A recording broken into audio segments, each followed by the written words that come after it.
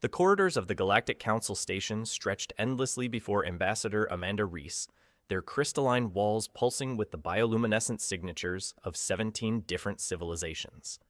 Each step of her modest Earth-standard boots echoed against surfaces that had witnessed diplomatic exchanges for over 12 millennia, creating a rhythm that seemed almost deliberately human in its steady, measured cadence.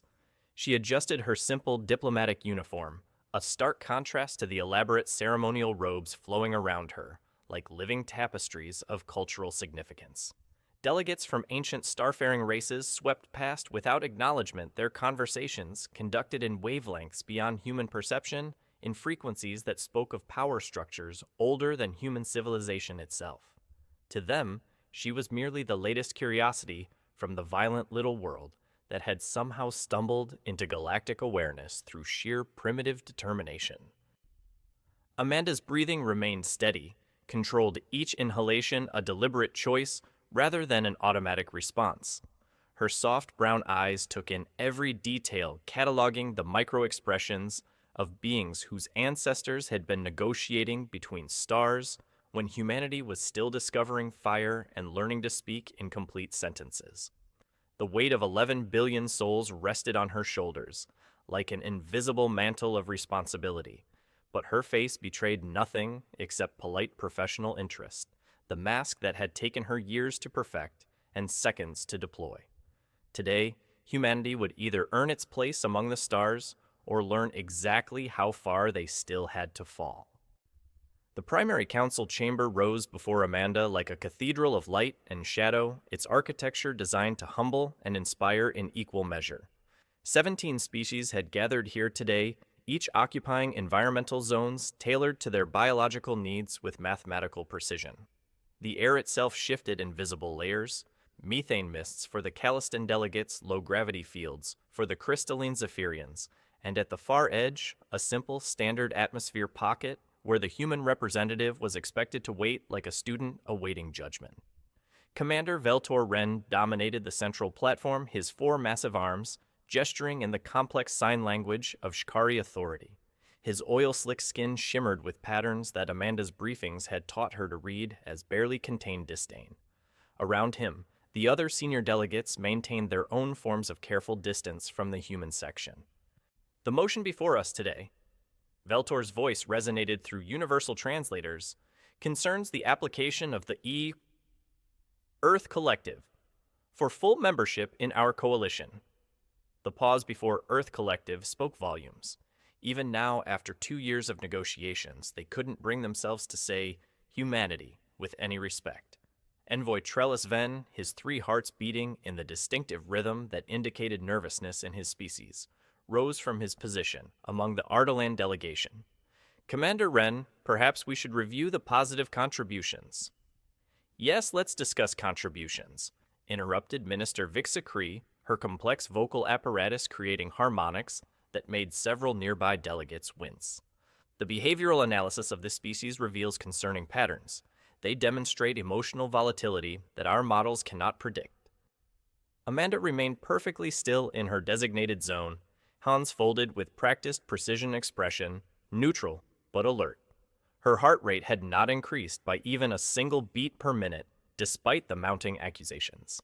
She had trained for this moment for 3 years, studying every species' communication patterns, memorizing every cultural nuance, preparing responses to every possible objection that might arise. What they mistook for weakness, this careful stillness, this measured breathing, this refusal to react was actually the most dangerous thing in the galaxy, a human being fully in control of powers they couldn't begin to comprehend. The whispered conversations around the chamber conducted in frequencies she couldn't hear told the real story of their fear. Data packages exchanged between neural interfaces at light speed. Quantum encrypted assessments passed through consciousness links that spanned dimensions. Pheromone signatures that spoke of deep unease among species who had thought themselves the masters of psychological warfare, all saying the same thing in different ways. How could beings so primitive, so emotionally driven, so seemingly chaotic ever be trusted with the awesome responsibilities of galactic citizenship? How could creatures who had barely mastered fire when these civilizations were already crossing between stars possibly contribute anything meaningful to their perfect society? Warden Grome, ancient beyond the memory of most species present, spoke for the first time in today's session. His voice emerged like grinding continental plates. The young ones always think they understand the nature of control. Every delegate fell silent when Grome spoke. But true mastery reveals itself not in action, but in the choice of when not to act. Veltor's skin patterns shifted to irritated purple. Respected Warden, surely you're not suggesting we ignore clear psychological evidence. I am suggesting. Grome rumbled that perhaps our evidence reveals more about our limitations than theirs. The formal accusations began with clinical precision. Minister Vixacree activated a holographic display that filled the chamber's center with swirling data streams, each thread representing months of observation and analysis of human behavior. The evidence is unambiguous, Cree announced, her voice carrying the authority of the Galactic Council's primary behavioral assessment division. Humans demonstrate dangerous emotional inconsistencies. They can shift from cooperation to aggression with no warning signs detectable by any of our 17 species' sensory capabilities. Delegate Yithmore of the Centaurian Collective expanded on the theme, his crystalline form resonating with harmonic disapproval. Our trade missions report extreme difficulties in predicting human negotiation patterns. They appear to reach decisions through non-logical processes that bypass rational analysis entirely. Amanda watched the data display with the same careful attention she had given to everything else today.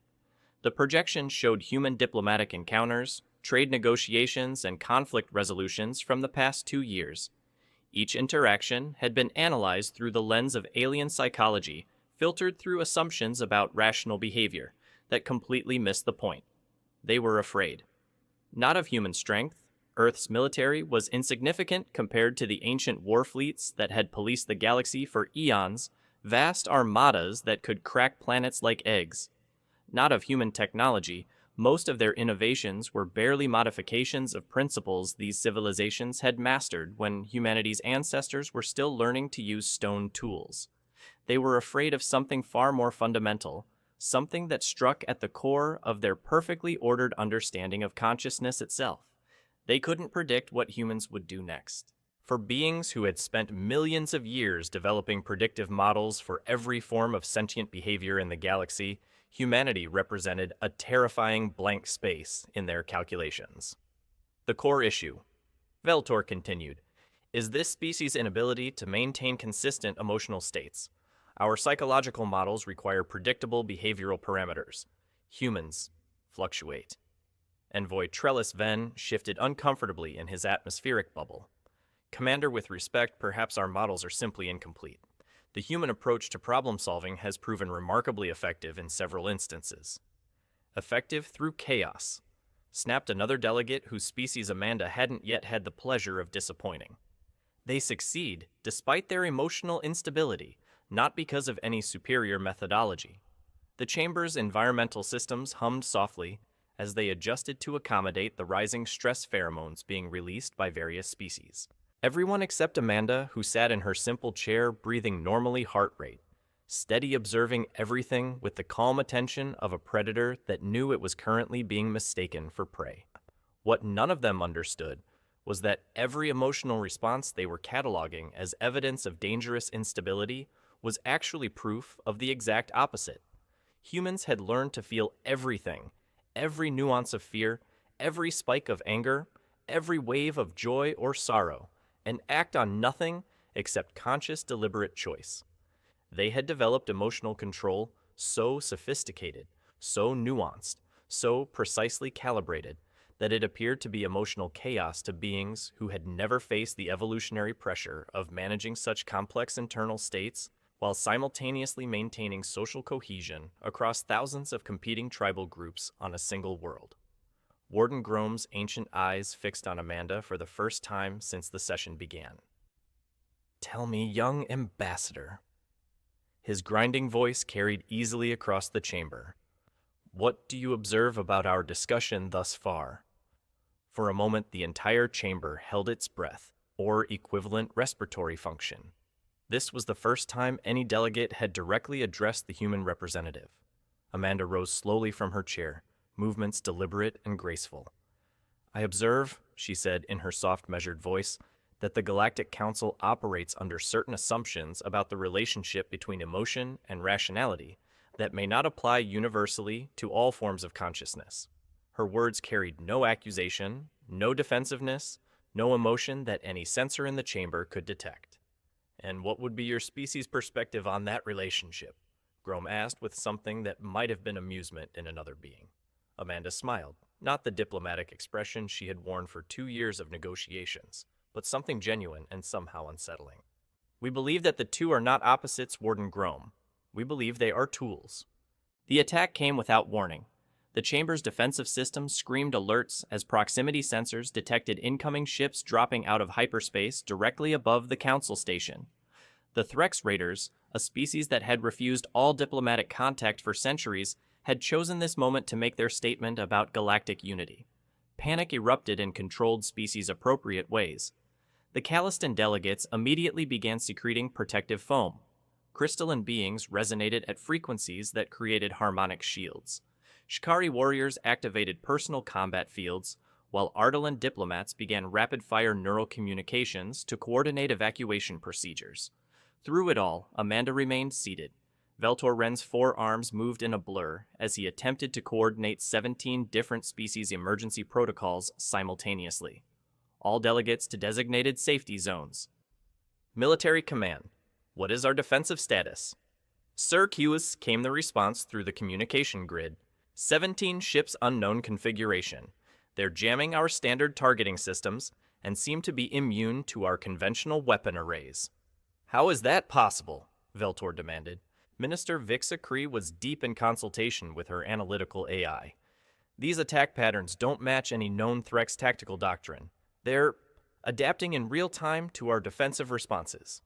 As the station shuddered under the first wave of attacks, systems failing across multiple decks, Amanda quietly activated her personal communication device. A simple Earth standard tablet that looked almost laughably primitive compared to the quantum consciousness interfaces surrounding her devices that could process information at speeds that made human thought seem glacial, that could communicate across dimensions and interface directly with alien neural networks. Yet this simple piece of human technology would prove more crucial than all their sophisticated systems combined. This is Ambassador Reese to Earth Vessel Determination. She spoke softly into the device. Please confirm your position. Standing by at coordinates you requested, Ambassador, came the response. Observing the tactical situation. Delegate Yithmore's crystalline form was flashing in patterns that indicated extreme distress. The shield generators are failing. How did they adapt so quickly to our defenses? Amanda stood and walked calmly to the central tactical display, ignoring the chaos around her. Her fingers moved across the interface with quick precision, pulling up sensor data that none of the other delegates had thought to examine. Envoy Ven, she called to the Ardalan representative, your species enhanced sensory perception. Are you detecting any unusual energy signatures from the attacking ships? Trellis Ven's 6 sensory organs expanded as he focused on the data. Yes, there's a resonance pattern that suggests they're reading our defensive frequencies in real time, but how could you possibly? Because that's exactly what they're doing, Amanda said simply. The Threx have developed adaptive resonance technology. They're not just attacking, they're learning our defenses and adjusting faster than we can compensate. Impossible, Veltor snapped. Our defensive grid was designed by the finest military engineers across 17 civilizations. Amanda's expression didn't change. Yes, 17 civilizations that all think defensively in similar patterns. You've created a very sophisticated system that assumes attackers will behave rationally according to known tactical doctrines. Another wave of attacks struck the station. Emergency lighting flickered as primary power fluctuated. What are you suggesting? Warden Grom asked, his ancient voice cutting through the commotion. I'm suggesting, Amanda said, that sometimes the best defense against adaptive technology is not to defend at all. She spoke again into her communication device. Determination, please execute maneuver pattern Delta 7. Understood, Ambassador. Pattern Delta 7 authorized. On the tactical display, a single small ship appeared at the edge of sensor range. Earth vessel determination was roughly 1/10 the size of the smallest Threx raider, completely unarmed by Galactic standards, and moving in a trajectory that appeared to take it directly into the path of the attacking fleet. "Are your people insane?" Veltor demanded. "That ship can't possibly. Determination to all Threx vessels." Amanda's voice carried clearly through the station's communication grid. "This is Captain Sarah Chen of the Earth Fleet. You are attacking a diplomatic station under protection of multiple galactic accords. However, we understand that your species values strength over law." On the display, the tiny human ship continued its seemingly suicidal approach. "Therefore," Captain Chen's voice continued, "we challenge your fleet to single combat, our ship against your flagship. Winner takes the station." The chamber fell silent except for the hum of damaged systems. The Threx fleet, which had been pressing their attack relentlessly, suddenly slowed. Amanda looked around at the astonished delegates. "Threx psychology is built around concepts of honor and individual strength. They can adapt to any defense, but they cannot refuse a direct challenge to single combat. It's literally impossible for their neural structure to process rejection of such a challenge." Envoy Ven stared at the display. "But that ship can't possibly survive combat with a Threx raider." "No." Amanda agreed. "It can't. That's rather the point." The Threx response came through the communication grid. "Human vessel, your challenge is accepted. Prepare for honorable destruction." "Determination acknowledges," Captain Chen replied. "Just remember you agreed to single combat, honor binding." What happened next would be discussed in military academies across the galaxy for centuries to come. The human ship didn't engage the Threx flagship in conventional combat. Instead, it performed a maneuver that violated several known laws of physics, several more laws of tactical common sense, and apparently all instincts for self-preservation. It flew directly into the Threx ship's weapon array at maximum speed, but instead of impacting it, used the larger ship's own gravitational field to slingshot around it in a spiral pattern that somehow turned the flagship's adaptive armor against itself. Within 30 seconds, the pride of the Threx fleet was tumbling helplessly through space, its own defensive systems, having created a cascade failure that left it completely powerless. The remaining 16 Threx ships bound by the honor code of single combat had no choice but to withdraw. Amanda looked around the chamber at faces or equivalent structures displaying expressions of absolute bewilderment. "Questions?" she asked politely. The explosion that rocked the council station 3 hours after the Threx withdrawal was not an attack. It was an accident that would prove more dangerous than any raid. A cascade failure in the quantum containment systems had turned an entire section of the station into a death trap where the laws of physics had become flexible. Delegate Sir Kine of the Junior Ardalan Diplomatic Corps had been in the wrong place when reality began unraveling. The young representative, barely 2 centuries old by his species standards, was trapped in a section where gravity shifted directions every few seconds, and electromagnetic fields strong enough to disintegrate. Most forms of matter were pulsing in random patterns. "The containment breach is expanding," reported the station's emergency coordinator. "If we can't stabilize it within the next hour, we'll lose the entire diplomatic wing." Veltor Wren paced the emergency command center, his forearms moving in agitated patterns.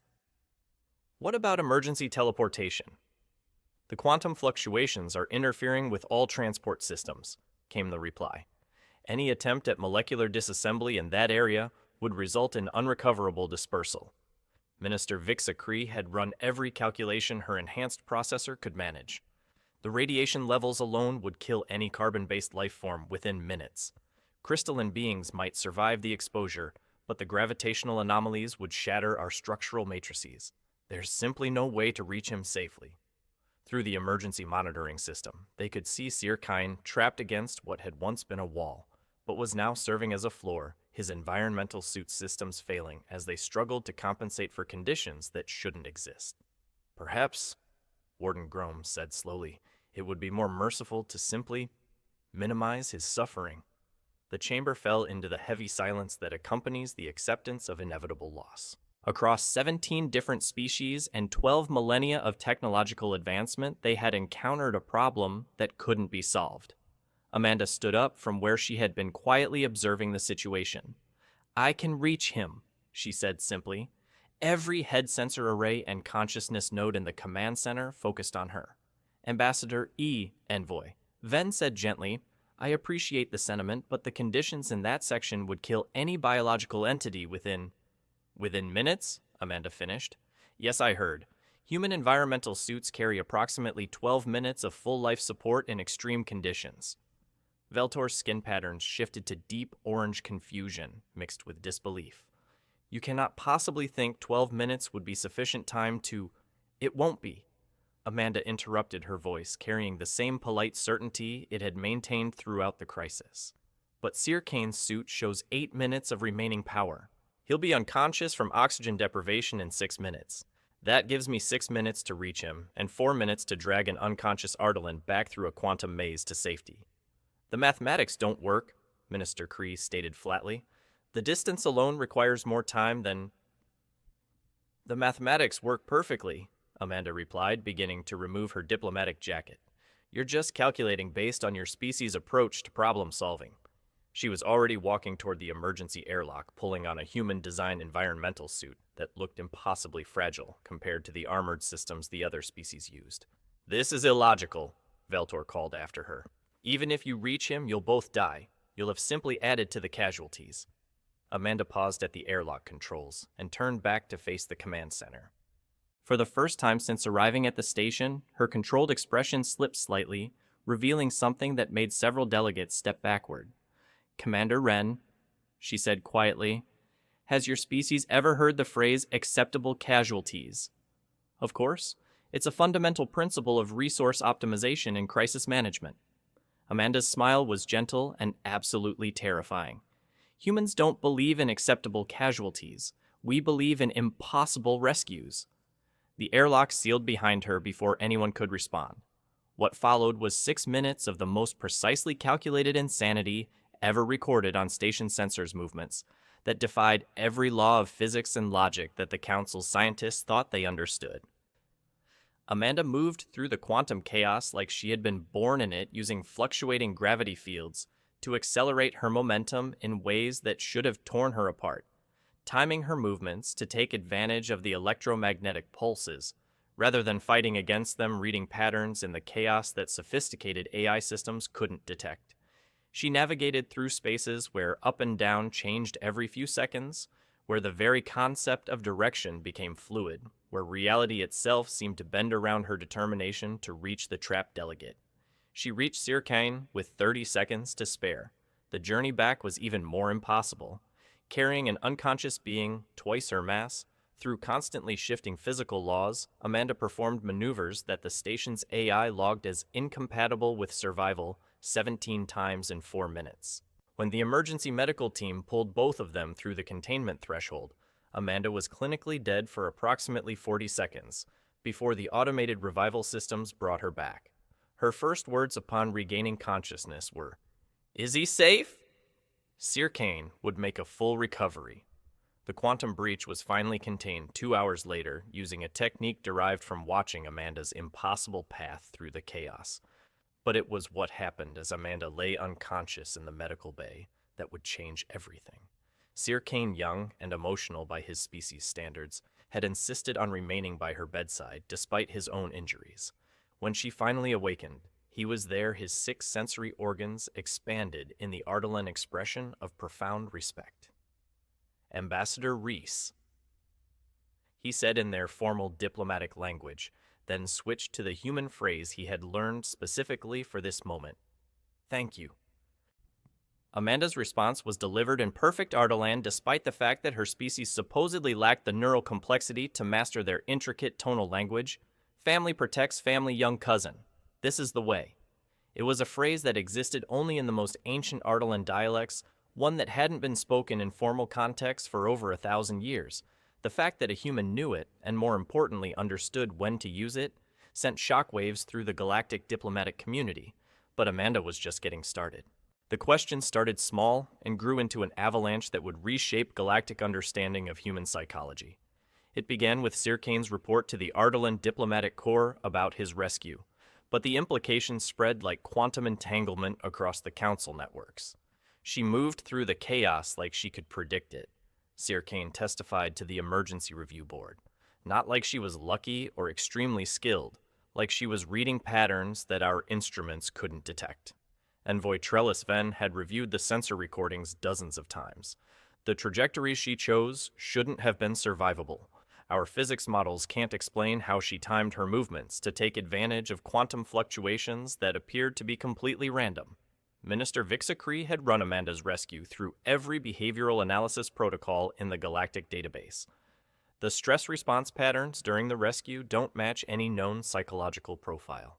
Her fear responses were modulated, controlled, as if the emotional reactions were being processed through some kind of management system. It was Warden Grome who asked the question that would unlock everything. Has anyone considered that perhaps human emotions don't function the way we assume they do? The investigation that followed would consume the Council's finest behavioral scientists for weeks. They studied every recorded interaction between humans and other species, every diplomatic exchange, every cultural analysis that had been conducted over the past 2 years. What they found changed everything. Look at this data stream from the Proxima trade negotiations. Minister Cree announced to the Pact Analysis Chamber, human negotiator Rebecca Torres is dealing with Centaurian merchants who are attempting to raise prices mid-contract. Watch her stress indicators. The holographic display showed Torres's biometric readings during the heated exchange. Heart rate elevated but stable.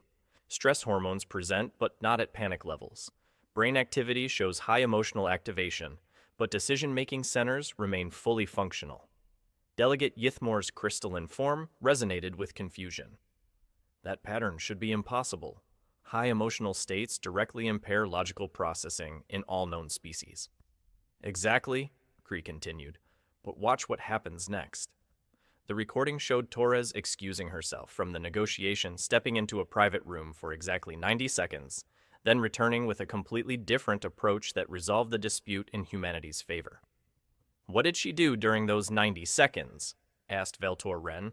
Amanda, who had been invited to observe the analysis session, answered quietly. She called her mother. The chamber fell silent. Her mother envoy, Ven's 6 sensory organs contracted in bewilderment. Rebecca's mother is a retired negotiation specialist, Amanda explained. During stressful situations, humans often consult with trusted advisors. But that's not the important part. Then what is... Warden Grome rumbled. Amanda stood and walked to the holographic display. May I? At Cree's nod, Amanda accessed the control interface and pulled up additional data streams.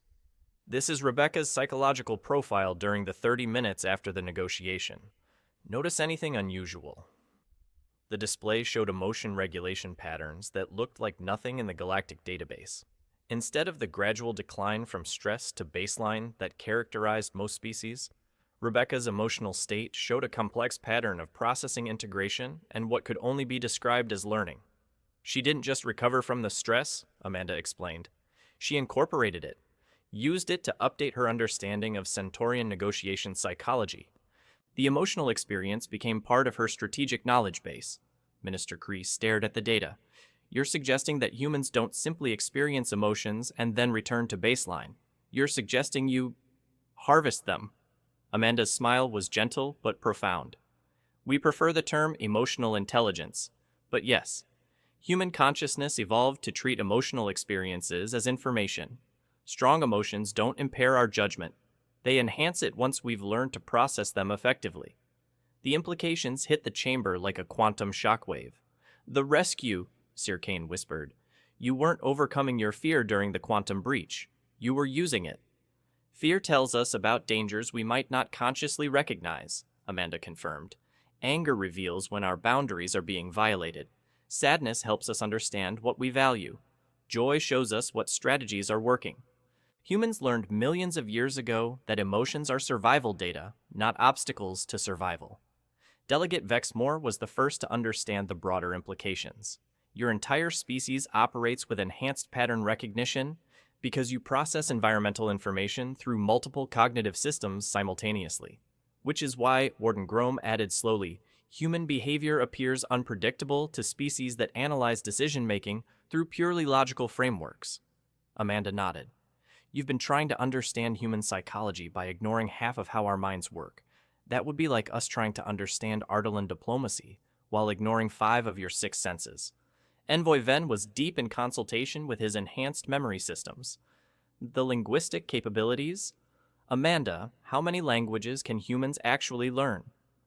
Our neuroplasticity allows us to acquire any number of communication systems, she replied. The limitation isn't capacity, it's time and motivation. And the Ardalan phrase you used with Sir Kine. Amanda's expression grew thoughtful. I've been studying Ardalan cultural history since receiving this assignment. Your ancient dialects reveal important concepts about how your species understands family and obligation. I needed to understand those concepts to work effectively with your people. But those dialects haven't been spoken in formal context for over 1,000 years, Sir Kane protested. Which is exactly why I needed to learn them, Amanda said simply. The concepts they express aren't available in modern Ardalan. If I wanted to truly thank you for defending my species' interests in the Council, I needed words that carried the appropriate emotional weight. The chamber was silent as the delegates processed this revelation. Finally, Minister Kree spoke. Ambassador Reese, exactly how long have humans been studying our species? Amanda consulted her tablet. Formal intelligence gathering began approximately 18 months before first contact. Informal cultural analysis has been ongoing since we first detected your communication signals 7 years ago. 7 years! Veltor's skin patterns shifted through a spectrum of colors, indicating shock. We believe in being prepared, Amanda said mildly. By the time humanity made official contact with the galactic community, we had already developed preliminary psychological profiles for each member species, basic language comprehension for primary diplomatic dialects, and strategic assessments of how best to integrate with your existing power structures. Warden Grome's ancient eyes fixed on Amanda with something that might have been respect. And the polite mode was always deliberate. Amanda confirmed. We studied your species' reactions to emotional displays and developed a communication style designed to make you comfortable while we learned how your civilization actually functions. The terrible truth was finally emerging like a quantum revelation across their consciousness networks. Humanity hadn't been struggling to control their emotions during 2 years of difficult negotiations, hadn't been learning to navigate the complex web of galactic diplomacy through trial and error like primitive newcomers. They had been conducting the most sophisticated intelligence-gathering operation in galactic history, a comprehensive study of 17 different species, psychological profiles, tactical capabilities, technological dependencies, and cultural blind spots. The entire council beings who prided themselves on their analytical capabilities, their strategic thinking, their ability to read the intentions of other species, had been their unwitting research subjects observed and cataloged with the same clinical precision they thought only they possessed. Envoy Ven spoke the question everyone was thinking. What exactly are humans preparing for? Amanda's smile was warm, friendly, and absolutely chilling. The same thing we've always prepared for, she said. Survival.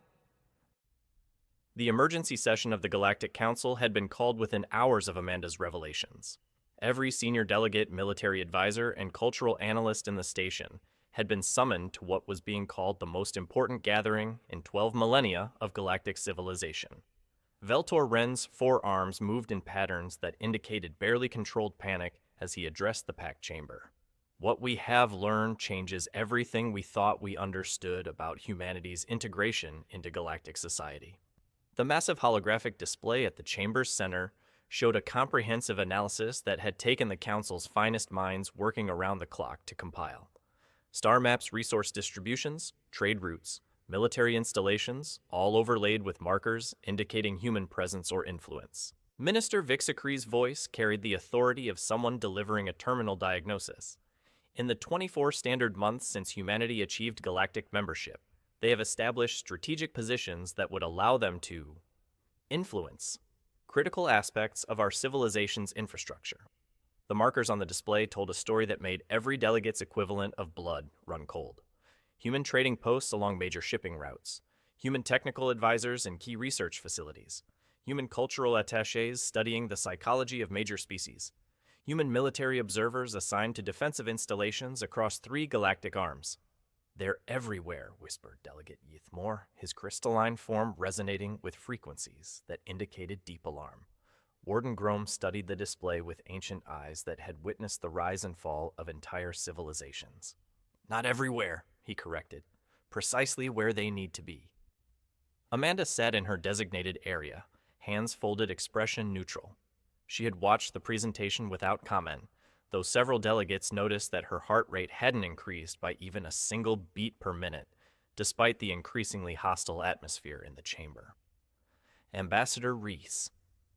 Veltor's voice carried a combination of accusation and genuine curiosity. "Would you care to explain these patterns?" Amanda stood and walked calmly to the central display. "May I?" At Veltor's tense nod, she activated the interface and began manipulating the holographic data. New overlays appeared showing information that the Council's analysis had missed. "These positions," she said, highlighting the human settlements and installations, "represent approximately 1.3% of total galactic infrastructure, hardly a dominant presence." "But strategically placed," Minister Kree interjected. "Yes," Amanda agreed. "Would you prefer we had chosen our positions randomly?" She manipulated the display again, and new data streams appeared. "However, I think you're missing the more important pattern." The hologram shifted to show communication networks, data exchanges, and collaborative research projects. Lines of connection appeared between human positions and installations belonging to other species, creating a web of cooperation that spanned the galaxy. Every human position was established at the invitation of council members, Amanda continued. Your species requested our assistance with quantum communication technology. The Ardalan Collective asked for our help with deep space navigation systems. The Centaurian merchants wanted human input on trade route optimization. She turned to face the chamber directly. "We didn't infiltrate your civilization. You integrated us into it because we solve problems you couldn't solve yourselves." Envoy Ven's 6 sensory organs expanded as he processed this perspective. "The Proxima colonies would have fallen to the Void Swarm without human military coordination," Amanda finished. "Our ships didn't defeat the swarm through superior firepower. We coordinated 17 different species' defensive systems into a unified response that none of you could have achieved independently." "Because you studied us," Veltor accused. "Because we understood you," Amanda corrected. "There's a difference between intelligence gathering and relationship building." Warden Grom spoke into the tense silence. "Show them the rest." Amanda hesitated for the first time since entering the chamber. "Warden, I'm not sure that would be—" "Show them," Grom repeated with the authority of someone who had earned respect across eons. "They need to understand what they're actually afraid of." Amanda's fingers moved across the interface with obvious reluctance. New data appeared on the display information that had been classified at levels beyond most delegates' clearance. "This is Earth's strategic assessment of galactic civilization as of 6 months ago," she said quietly.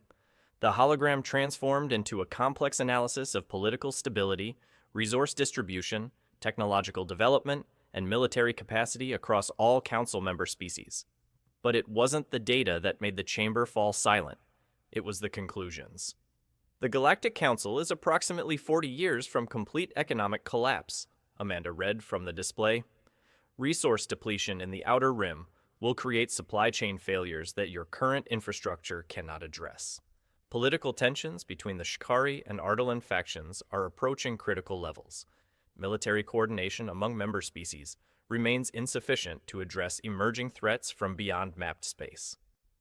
She looked around the chamber at faces displaying expressions of shock, denial, and growing fear. "The Council has been stable for 12 millennia because you achieved perfect equilibrium. Perfect balance between competing interests, perfect efficiency in resource allocation, perfect optimization of existing systems." Her voice carried a gentleness that somehow made her words more frightening. "Perfect systems are also perfectly fragile." Minister Kree's processing systems were working at overload capacity. "You're suggesting our entire civilization is on the verge of collapse." I'm stating that your civilization is exactly where every successful galactic government has been when it encounters the same crisis, Amanda replied. The crisis of perfection. Warden Grome nodded slowly. And humanity's purpose.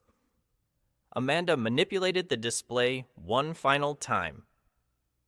The strategic assessment transformed into a new projection showing the galaxy 40 years in the future. But this version showed continued stability, expanded resource networks, and successful adaptation to emerging challenges. Humanity doesn't want to rule the galaxy, she said simply. We want to save it. The silence that followed was broken by Delegate Sirkine. How? By being what we've always been, Amanda replied. The species that doesn't fit your patterns. The unpredictable variable that forces adaptation.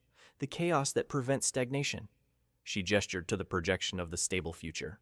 This timeline assumes continued human integration into galactic society. Our unpredictable problem-solving methods. Our emotional intelligence creating new approaches to old challenges. Our willingness to sacrifice for people we've only known for a few years. Her expression grew serious. But it also assumes that you allow us to help. The alternative timeline? The projection shifted to show the original collapse scenario. Is what happens when perfectly optimized systems encounter problems they weren't designed to handle. Veltor Wren stared at the competing projections. You're asking us to trust you with our entire civilization. No, Amanda said softly. We're asking you to let us be part of it. The trust part, she smiled slightly, that's something we'll have to earn together. Envoy Ven was the first to understand the true scope of what they had been offered. You've been preparing to save us since before you even met us. It's what we do, Amanda replied. It's what humans have always done. We survive impossible situations by making sure everyone survives together. As the implications settled over the chamber like a quantum field, one thought emerged in the minds of every delegate present. They had spent 2 years trying to decide whether humanity was worthy of joining galactic civilization. They had never considered that galactic civilization might not be worthy of humanity. 7 days after Amanda's revelations, the Galactic War began. The attack came from beyond the rim of mapped space, from a direction the Council's perfect defensive systems had never been designed to monitor. Ships unlike anything in the Galactic database, using weapons that turned the Council's own technology against itself. The first wave eliminated defensive installations across 3 star systems before anyone understood what was happening. The second wave proved that the attackers had been studying galactic civilization for far longer than humanity had. Amanda was in the Emergency Command Center when the impossible became routine. While 12 millennia of military tradition collapsed under an assault that violated every assumption about warfare, humans did what they always did. They adapted. Earth Fleet to Council Command, came Captain Chen's voice through the communication grid. We're reading massive enemy formations. Request permission to implement Protocol 7. Veltor Wren's skin was cycling through colors of panic and confusion. What is Protocol 7? Amanda was already moving toward the tactical display. Something we hoped we'd never need to use, she said grimly. Captain Chen, are you certain about implementation? Ambassador, they're using our own quantum communication networks to coordinate their attacks. They've been inside our systems for months, maybe years. Standard defensive protocols are feeding them tactical intelligence in real time. Around the command center, military advisors from 17 species were discovering that their enemies knew everything about galactic defensive capabilities and had developed counters for every system, every strategy, every contingency that had protected the galaxy for millennia. Protocol 7 authorization required, Captain Chen continued. We need Council approval for complete severance of quantum networks. The implications hit the chamber like a physical blow. Severing the quantum communication grid would leave hundreds of worlds isolated, unable to coordinate defenses or call for aid. That would be suicide, Minister Kree protested. Our entire civilization depends on quantum communications. Our entire civilization is under attack by someone who's been using our quantum communications to study us, Amanda replied. Captain Chen, implement Protocol 7. Full severance in 30 seconds. Acknowledged. All human vessels switching to alternative communication systems. Warden Grome's ancient voice cut through the chaos. Alternative systems. Amanda's fingers moved across the tactical interface with the same precision she had used to navigate quantum chaos during Sirkane's rescue. Humanity developed backup communication protocols based on principles your species abandoned millions of years ago. Less efficient, more unpredictable, but also impossible to infiltrate if you don't understand how human consciousness actually works. The quantum grid went dark. Across the galaxy, the perfect efficiency of 12 millennia suddenly became perfect silence. And in that silence, something remarkable happened. Human ships throughout the galaxy began moving in coordinated patterns, despite having no apparent means of communication. They implemented strategies that seemed to violate the basic principles of military tactics, using emotional intelligence and adaptive thinking to counter weapons that had been designed to exploit logical responses. "How are they coordinating?" Envoy Ven demanded, watching the tactical display show human vessels somehow working together across impossible distances. "The same way humans have always coordinated," Amanda replied, "by understanding each other." What followed was 3 hours of warfare that would redefine military strategy across the galaxy. Human forces didn't defeat the attackers through superior technology or overwhelming firepower. They won by doing what the enemy had never expected. They fought like humans. Emotional responses that the attackers' systems couldn't predict. Tactical decisions based on intuition and psychological assessment rather than logical optimization. Sacrificial maneuvers that violated every principle of rational resource management, but somehow created strategic advantages that turned the tide of battle. When the enemy finally retreated, they left behind wreckage that would take the galaxy's finest scientists years to fully understand. But they also left behind a changed universe. "The quantum grid is being restored," reported a technician as communication networks slowly came back online across the galaxy. Veltor Wren looked at Amanda with an expression that combined gratitude, bewilderment, and something approaching awe. "How did you know to prepare for this?" "We didn't," Amanda replied. "We prepared for everything. It's what humans do when we can't predict what threats we'll face."